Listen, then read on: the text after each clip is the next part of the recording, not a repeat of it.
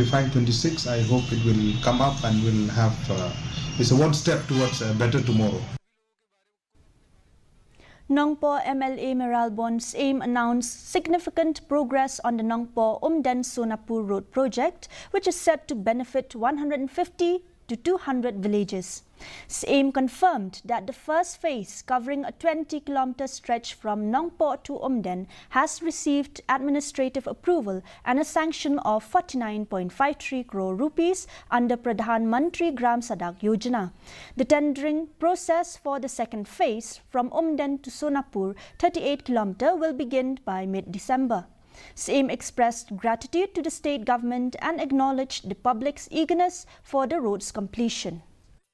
With regard to the first part of the project, which is from Nongpoh to Umden, 20 km, the state government has accorded administrative approval and sanction for an amount of 49 crore 53 lakh 70,500 rupees, and the length of the road is 20 km.